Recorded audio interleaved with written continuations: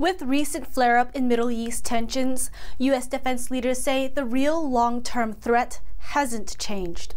Washington's top priority is still China. We spoke with retired U.S. Army Colonel John Mills, now a senior fellow at the Center for Security Policy, for his insight on why China remains the top concern. Well, I don't think the strike at the 3 nuclear plants in Iran in any way connotates a shift back to the Middle East. No way, shape, or form. The United States is a global power, and the Trump doctrine is clear. We're going to generate and project force around the world. I think it's clear Asia does have the priority, but temporarily we've had to shift some resources to address the 3 nuclear plants. They're gone, and now we can reassign forces and move forces back to the Pacific. Fallout from Iran's nuclear losses could hit China hard. Analysts say Beijing's strategic and economic ties to Iran run deep, and those connections may now be in serious jeopardy. You got to look at it this way. Iran is a chief ally, in fact, and even almost a more important ally to China than Russia. If the regime, and it looks like the regime is likely going to collapse in Iran, that means China's right flank collapses as they face America across the Pacific. So this is huge. It's a huge loss for China.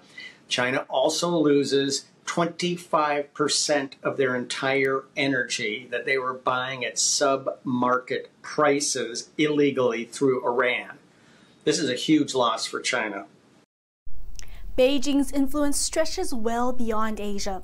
Experts say China has built a network of allied states to challenge the West, but some of those ties may now be starting to crack. China has a number of tributary states that are essentially their proxies for the worldwide fire that is ongoing caused by the Chinese Communist Party. Those countries are Russia, North Korea, Iran, which is about to fall out of the sphere of influence, it looks like, Venezuela, South Africa, and even Pakistan. I know the Pakistanis get a little upset about that, but they need to figure out which side they're on.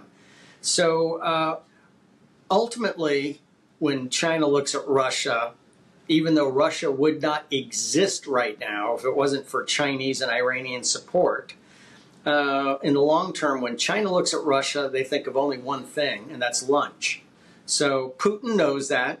He's had to take and work as a Chinese tributary state to survive, but he knows in the long term that he's going to get consumed by the Chinese Communist Party. So he's trying to survive the short term to address the long term.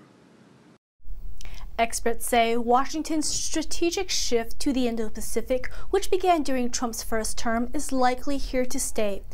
They say this pivot is a long-term move, one unlikely to be reversed by short-term distractions from the Israel-Iran crisis.